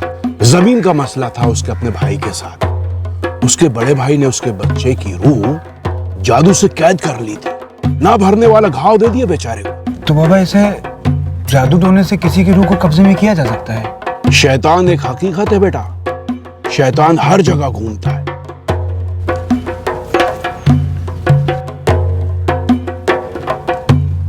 तुझे भी घाव दिया है शैतान ने। मसला मैं समझ गया, पहले तुम अपनी जुबानी बताओ, फिर मैं बताऊंगा कि उस मसले का तोड़ क्या है। मेरी पहली बीवी है ना, उसने मेरे छोटे भाई को पता नहीं क्या खिला पिला दिया है, वो उसके लिए पागल हो गया कि निकाह कर लिया उससे। तो तुझे लगता है कि तेरी पहली बीवी हसीना ने ये तेरे छोटे भाई से निकाह तुझसे बदला लेने के लिए किया है? तू जो सोच रहा है सही सोच रहा है अमजद। तेरी पहली बीवी हसीना ने तेरे भाई को कब्जे में कर लिया है और वो तुझे बर्बाद होता देखना चाहती है। तुझे इस जाल में फंसकर किश्तों में मरने की जरूरत नहीं है, समझ रहा है ना बेटा? इस वक्त वो तुझ पर हावी है हसीना। उसने तेरे अंदर का सारा सुकून चूस लिया है। मुझे भी ऐसा ही लगता है। उसके इस टोने का तोड़ निकालना होगा, उसके सारे नापाक इरादों को रोकना होगा। कैसे बाबा? इसका इलाज क्या है? ये अपनी पहली बीवी हसीना की नाम कहानी मत सुना हमें, नहीं तो हमारे पास टाइम है और ना ही मूड। सीधा मुद्दे पे आ। मुख्तार सिद्दीकी को क्यों मारा तूने? मेरी जिंदगी के चीथड़े उड़ रहे थे सर। कुछ भी करके कैसे भी मुझे अपनी बर्बादी को रोकना था बस। 10:21 सम है या विषम है?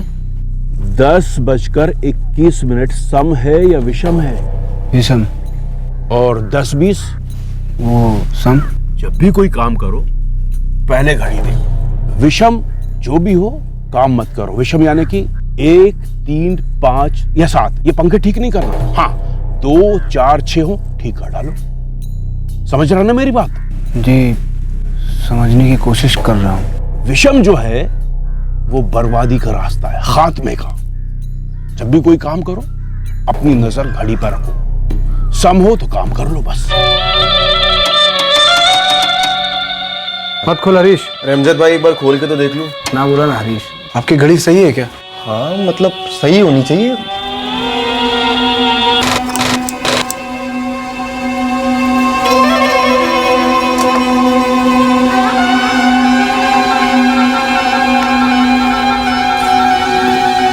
अमजद भाई वो कुछ बात करनी थी आपसे प्राइवेट में। बस 4 मिनट रुक, 12 बजेंगे तो बात करूंगा। अमजद भाई क्या हो गया आपको?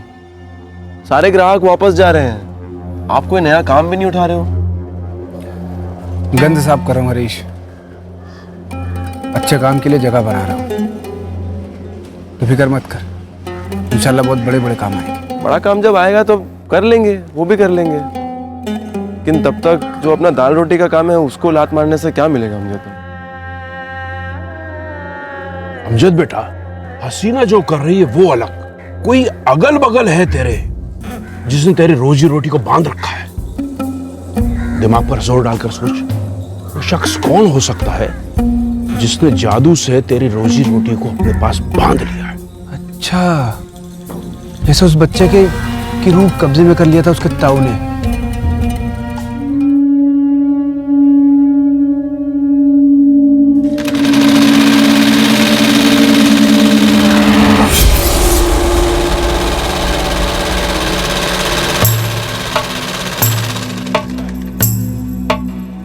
ये क्या है? ये क्या बदतमीजी है मुख्तार? तो अमजद भाई, ये यहाँ क्यों फेंका?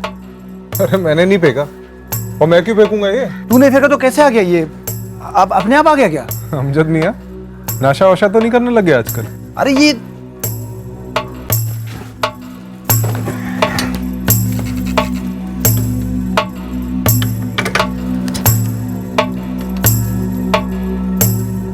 हमारा यार हाथ दे। ये कोई फेंकी थोड़ी जाती है, उड़ जाती है, गिर जाती है, और रात में बंद करते समय सारा का सारा समेट लेता हूँ, एक भी धागा नहीं मिलता है। तो ये सब क्या है? देख, अपनी आंखों से देख ना। ये सुबह से लेकर शाम तक ये दुकान के दरवाजे भी पड़ा रहता है। ये मनहूसियत है। ये तेरे को एक चीज नहीं पता तो जान ले, ये सब कूड़ा करकट जहाँ होता है ना, वहाँ बरकत नहीं आती, शैतान आता है। क्या बकवास कर रहे हो? दुकान की बरकत बांध रखी, मनहूसियत फैला के। अच्छा ये शैतान है ना, ये शैतान है ना, तो मेरा धंधा क्यों अच्छा चल रहा है बता? तो आपसे इस दुकान का भाड़ा तू 5,000 देगा, वरना अपना सामान समेट और निकल यहाँ से। ये क्या जाती है? पूरे 1 साल का किराया एडवांस में दिया है मैंने, और एक भी पैसा ऊपर से नहीं दूंगा मैं। अब अगले 1 साल तक ना यहाँ से कोई सुई हटेगी ना मुख्तार। मेरी रोजी रोटी को अपने कैद में कर लिया था मुख्तार ने। कभी नींबू मिर्ची फेंकता था तो कभी कपड़ों के टुकड़े। पूरी मनहूसियत फैला के रखी थी, और वो मनहूसियत मेरे दिलो दिमाग पे हावी हो रहा था साहब। और अपनी पहली बीवी हसीना का गुस्सा तूने बेकसूर मुख्तार सिद्दीकी पर निकाल दिया। नहीं साहब, बहुत ही चालाकी से मेरे सारा काम को अपने जेब में रख रहा था। मैंने बड़े प्यार से समझाया उसे, बड़ी दलीलें दी कि इसे जादू टोने वाली चीजें मत फेंका कर, लेकिन सुनता ही नहीं साला शैतान का बच्चा। और उस दिन भी सुबह जानबूझ के वो काला कपड़ा फेंका था मनहूसियत फैलाने के लिए, और वो काला कपड़ा एकदम डरावना था।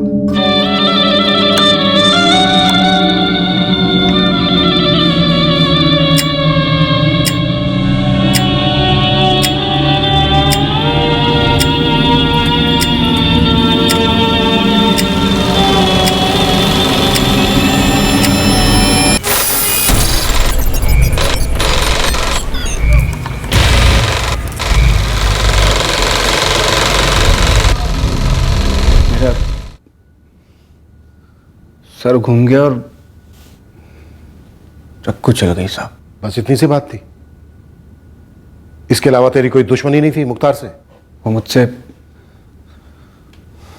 भूल हो गई साहब। कहाँ था 2 साल? 2 साल कहाँ था? यही था मुंबई में।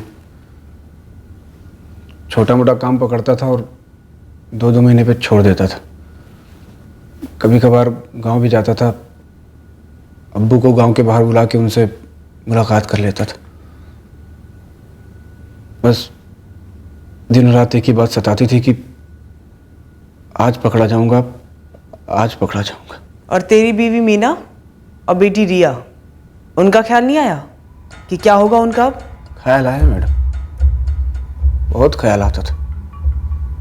इसलिए मीना से कभी कभार फोन पे बात करता था, लेकिन मिलने की हिम्मत नहीं जुटा पाया कभी। उसने मुझे कभी नहीं बताया कि उसने मुख्तार भाई को क्यों मार डाला। तुमने भी हमें नहीं बताया कि अमजद तुम्हें पीसीओ से फोन क्या करता था। पता है, तुम पर भी चार्ज लग सकता है, एक खूनी को पुलिस से बचाने के लिए। आपके लिए वो सिर्फ एक खूनी है, लेकिन मेरे लिए वो मेरे शौहर है, मेरे बच्ची के बाप। और वो जब भी फोन करते ना, मैं उनसे यही कहती कि अपने आप को पुलिस के हवाले कर दो, जो भी सजा मिले उसे भुगत लो, हम जेल में मिलने आएंगे। ऐसे डर डर के मर मर के जीने का क्या फायदा? ऐसी जिंदगी तो मौत से भी बदतर है ना साहब।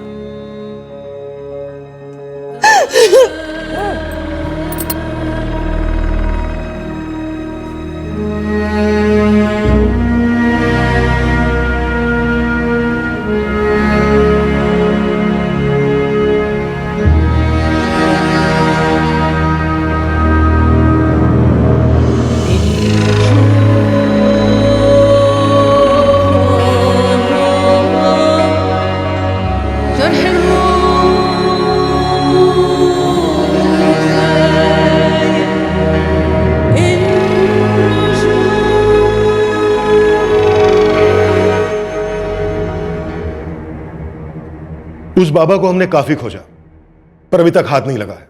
क्यों जाते हैं ऐसे ढोंगी बाबा के पास लोग?